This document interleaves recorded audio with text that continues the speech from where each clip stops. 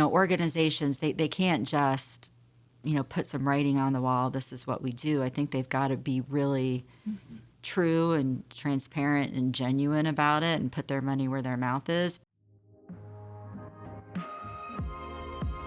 Welcome to the Leadership Initiative, where we explore the art and science of leadership through thought-provoking conversations with experts, thought leaders, and change makers.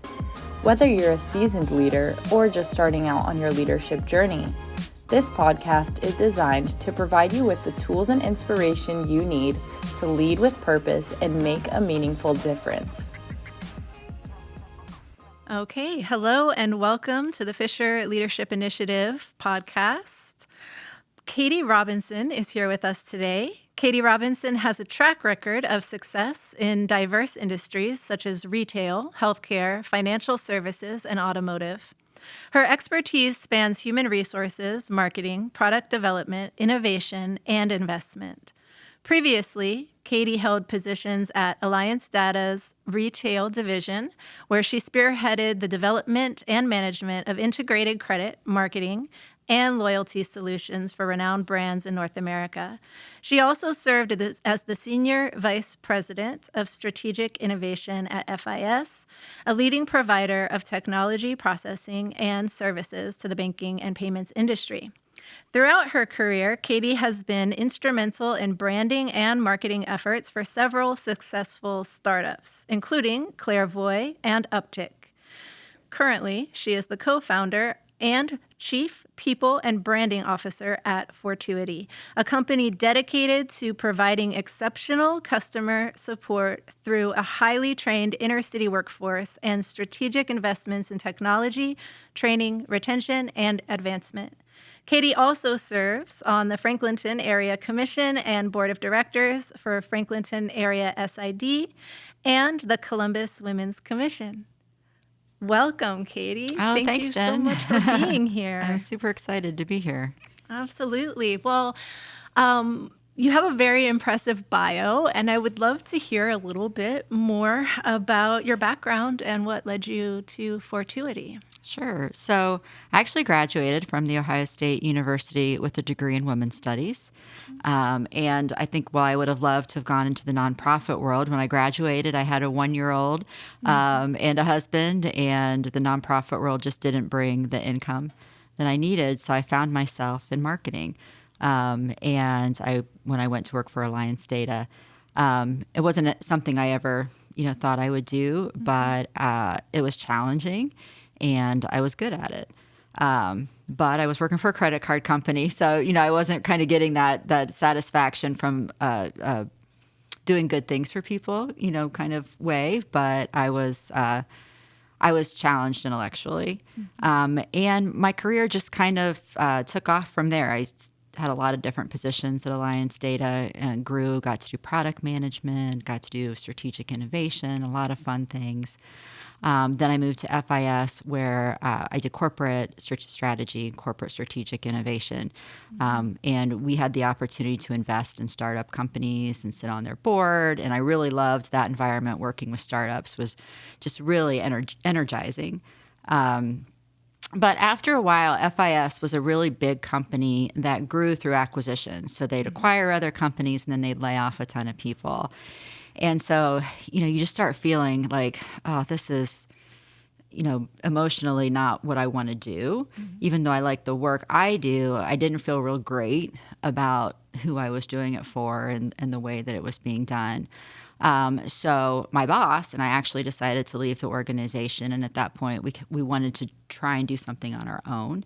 And the idea was like, let's take all of the business acumen that we had through our careers, but try to do something good. So we started a couple of nonprofits, one of those being Columbus Works, another one's Franklinton Rising. And we kind of sat back and thought about, okay, if we were going to build a business, what would it look like? And Fred had been doing some nonprofit work down in Franklinton, and he really saw the need. Franklinton's the second poorest neighborhood in Central Ohio. And it wasn't, at the time, there was some development that was happening kind of in East Franklinton, kind of an artsy area that was starting to be up and coming. But we also saw that major employers like Mount Carmel were moving out. And we thought, gosh, what could we do to help people who live in this area participate in the economic development and not get pushed out by it? And really the answer to that is jobs, right? You have to create a lot of jobs, good paying jobs with opportunity for advancement. So we thought about, well, what kind of business could that be? And looking back in our experience, he and I both, Alliance Data had very big call centers. He worked for Fiserv and they had large contact centers that he ran. And we thought, well, why don't we start a contact center? It's a people business, so you hire a large number of people. The people don't have to have any experience. They don't have to have college degrees, something that you can come in, you can teach it to them, and they can be successful. And there's a ton of opportunity for advancement if they stay in their roles, right? You have the opportunity, you can start as a customer service agent. There's lots of opportunity for advancement. You can become a team lead, a supervisor, a manager. And I worked with people at Alliance Data who'd started on the phones and ended up managing the center after many years. So that's the business that we decided to develop. Found a location there in Franklinton, spent a couple of years renovating the building, and launched the business in 2020. Wow. Thank you for that background. It's such a wonderful story of ingenuity and taking, experiences that we have that don't feel like a direct line to where we want to go and ending up where we want to go. So we wanted to focus on social responsibility in this podcast today, and it kind of seems like you live and breathe social responsibility. But I would like to ask how Fortuity defines social responsibility and what the core principles are that you follow.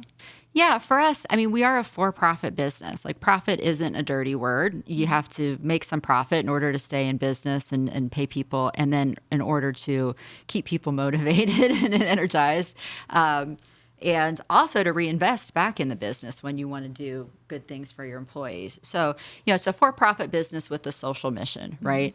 Ours is a little bit different because we started the business with a social mission and kind of added the business aspect onto it. So that's always been part of our DNA.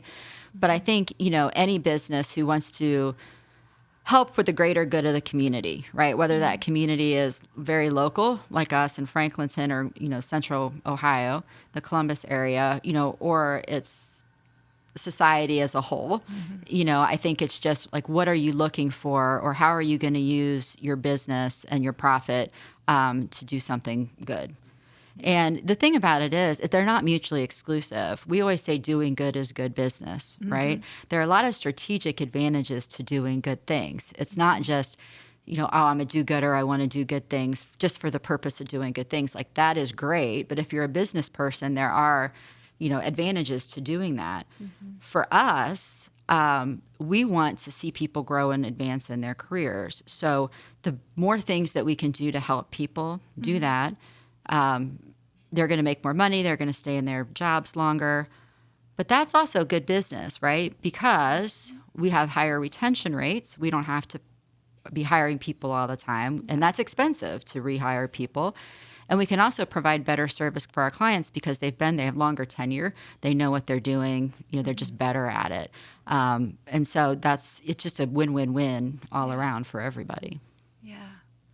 I really appreciate that perspective too, because there's so much of a association around, if we're doing good or if we're doing anything that's community focused, it's going to be at the expense of profit, but it doesn't have to be. So I love that you model that, and I'm wondering if there's any specific story, success story from your time at Fortuity that just is highlighted that you would like to share with us today? Yeah, I mean, we have a lot, but one of the things that we do, it's called Pathways. So what we're really trying to do when we hire folks in to Fortuity is prepare them for a corporate career. So we hire folks in who maybe don't have kind of the corporate behavior wasn't modeled for them, or they don't have experience in it. And so going to work directly for Cover My Meds or Nationwide, just isn't in the cards. They probably wouldn't be selected for those types of roles just because, a lot of it's like they're not polished enough. Their communication isn't there. Right. Maybe some of their work habits aren't quite there yet. So we hire folks in and we take 9 to 12 months to really help develop some of those skills that they'll need in order to be successful as a leader, either at Fortuity or at another organization. And we have what we call a Pathways program, and we partner with our clients to be able to place folks who've worked with us directly into their organizations after a certain period of time. So we hire, we manage, we train, develop the folks. We kind of get them job ready or corporate job ready. And then, after a certain period of time, the client can hire them in directly through this Pathways program. And through our relationship with Cover My Meds, they hired several of our folks directly. One of them was a woman who, when she first started with us, after a few months, was experiencing eviction. She was going to be homeless right before the holidays, her and her daughter, and she has a husband who is disabled. So we, one of the things that we ask our folks is if you have something going on that's going to stop you from coming to work every day or stopping you from being fully productive, let us know. And if there's something that we can do to help, we will. If there's a connection that we have, we'll bring it to the table, because at the end of the day, we want to keep you in your job, right? If you're facing homelessness, the worst thing you can do is lose your job, but that's what ends up happening a lot of the time. So we were able to partner with a local developer and get her housing in a brand new Warner Junction there, named for Bruce Warner from Franklinton, and got her in the house right before the holidays. So she was able to keep her job. She was housed, had a great holiday, but she was one of the people that Cover My Meds chose as part of their Pathways program. Wow. So she came in, making, at the time, this was a few years ago, maybe $16 an hour, right? And she ended up going to Cover My Meds, making a really great salary with really wonderful benefits. And she got to work remotely, which was really great for her and her, what was going on with her family. And, today she's one of the key holders. So that means at the end of the day, she's one of the people who shuts down the systems when everything closes down. So she's earned that respect, and she's, really worked hard to do that. So, I feel like that's a success. If we wouldn't have kind of stepped in and provided that resource, she just would have kind of been restarting all over again. And that's what we're trying to stop, is that, moving from job to job and always restarting. We had another young man, he was a first generation American. English was not his first language, but he came into our organization and just amazing, and got several promotions, within probably 9 months. Wow. He ended up leaving and going to Cover My Meds, also, and is still there and is doing really great in his career. So, those are just some of the successes but homelessness is a big thing that we really have to struggle with. Housing prices and housing is so high, and there's not much affordable housing in Columbus. So, when someone's going to face that, we really want to get in there and work with them, because once you've gone through the eviction process, it's almost impossible. Right. So those are the types of resources. We also offer pretty robust mental health resources in our building. We have 2 counseling services, and we provide everyone that works for us 2 free counseling sessions a month. Nice. And just because we know mental health is also a huge issue, and reason why people kind of back away from their careers and their jobs. So, we've had folks who, and we give them grace. Grace is also a big principle for us when people are struggling with things. We want to give them grace, give them some time to get stuff figured out and to kind of get back on track. So, and that's different from a lot of contact centers where they, if you're not at your job or you're late a few times, you get let go. But we're able to do that because we're very clear about our mission and what we want to do from a social responsibility perspective with our clients, and they partner with us a lot of the time because of that. Oh, and wow. they have the same values and kind of want to see the same outcomes. I'm curious, this is, there's such inspiring stories, and I think a lot of businesses do still have this desire to have more social responsibility, but maybe don't know where to start. Can you speak a little bit about any advice you would have and the challenges that they might face? Yeah, I mean, the biggest challenge you're going to face is that it's hard. And, especially in a people business, you feel like when we first started this, we're going to help all of these people. And, honestly, out of every 10 people that come to us with some help, maybe 4 of them I'm actually able to do stuff for. And so it can be disheartening sometimes, right? Because you focus on what you see are the failures versus the successes. So it's nice, thank you for having me come in and talk about this, because it kind of reminds you of the successes that you do have and the differences you're able to make. But so it's hard, and keep going, and keeping that motivation to keep going sometimes is hard. But one of the things I'd recommend is buy-in. When we hire folks, we are very clear about our mission. We're clear about the types of folks that we hire and how we do our jobs.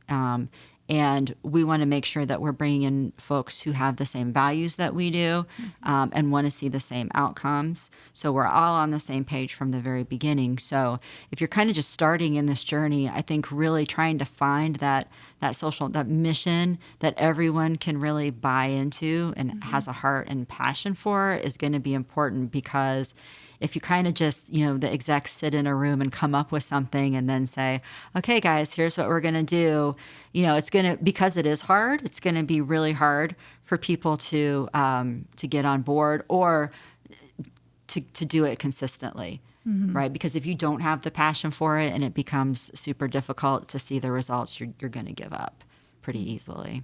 Yeah. Yeah. Finding strength in each other as a team. So in the next 5 to 10 years, I love to ask my students, what are your predictions for the future? What are your predictions, Katie, for the future of social responsibility in the next 5 to 10 years? And you can interpret that locally or in general. Well, I think corporate social responsibility is going to become even more important. So the younger generations, that's much more important to them. I'm a Gen X. We didn't really think much about it at the time. Our boomer parents were just telling us to get a job, get a good paying job. You want to do good, do it, on your own time. But, the younger generations now, I mean, that is built into their DNA.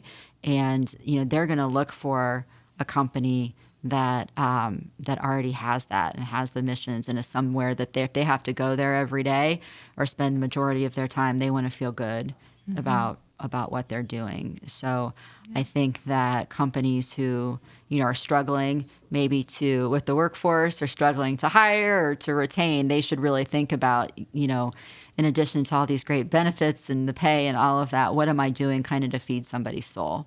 Yeah. You spoke a little bit about how we could find collective strength. I'm curious how you personally stay motivated and also practice self-care. That's a great question.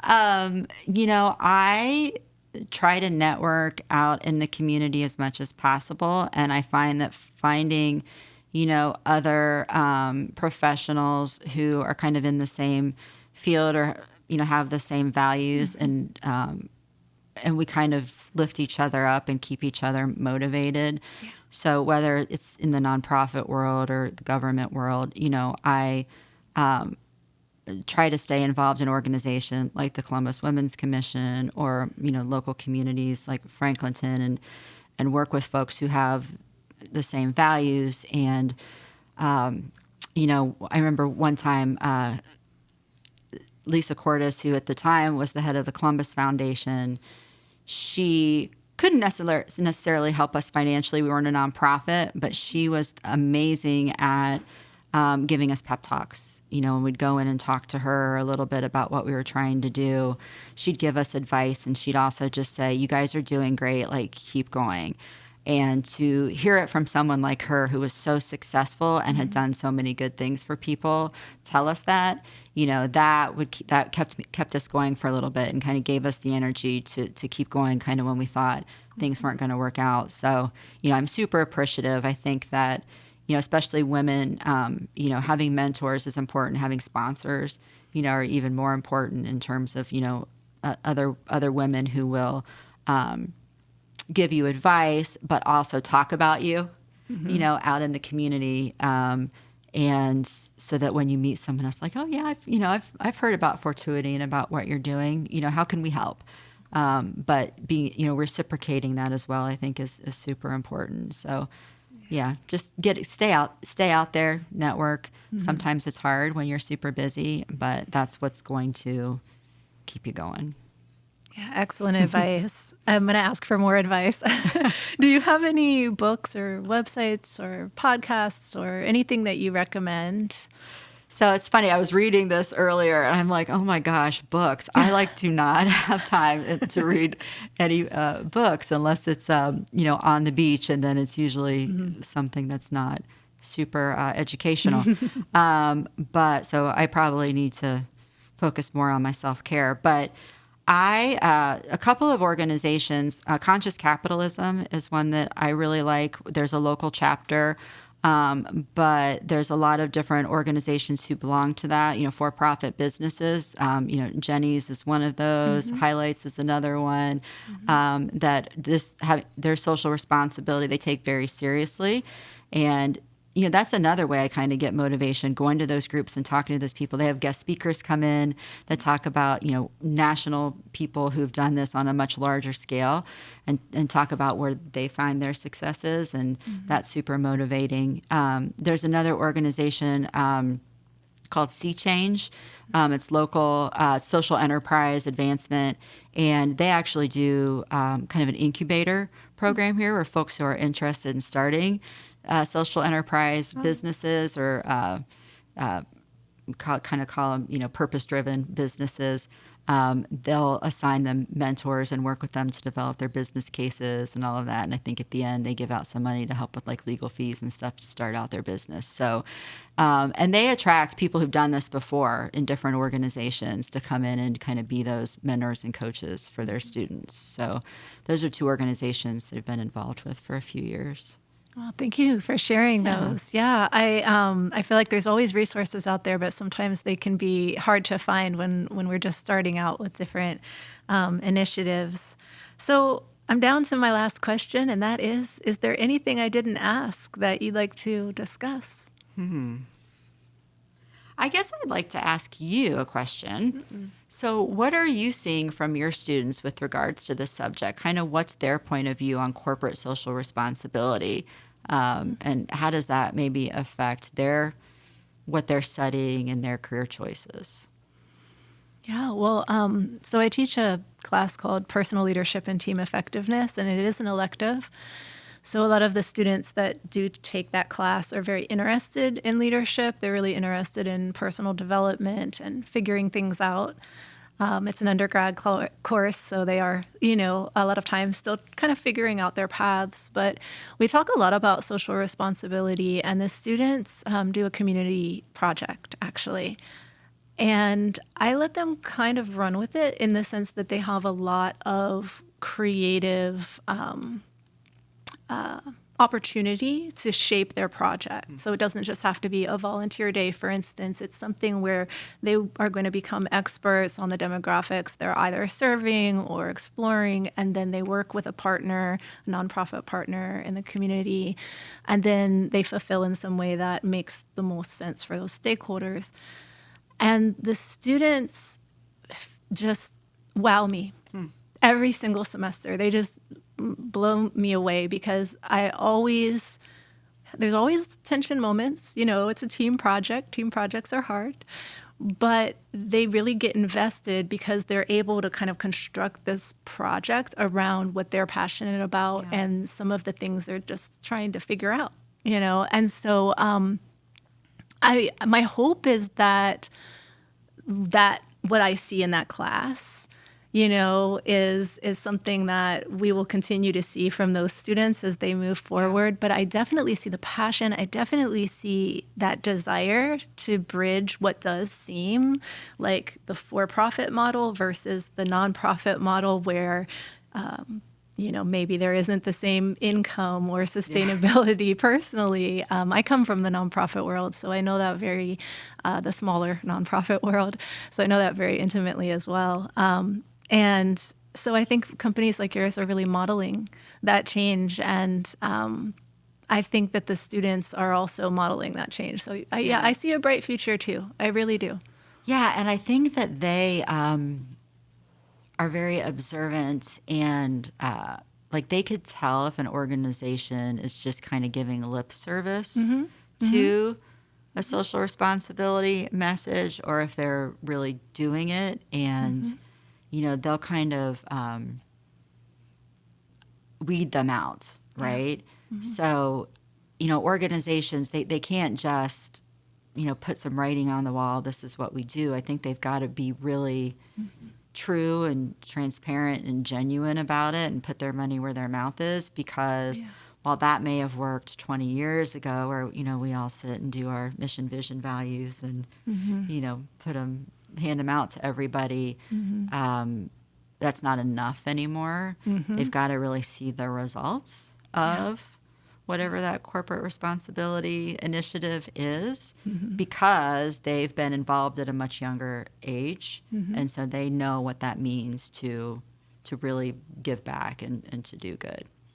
Absolutely. Absolutely. There's so much more transparency, and hopefully it will start even younger and younger as we move forward. Yeah. Katie Robinson, thank you so much for being here with us today. This was a wonderful conversation, and we hope to see you again around the OSU campus. Absolutely. Thanks for having me. Thanks again for listening. This podcast is presented by the Max M. Fisher College of Business at The Ohio State University. For more episodes, find us on Apple, Google, or podcast.osu.edu/leadership initiative. See you next time.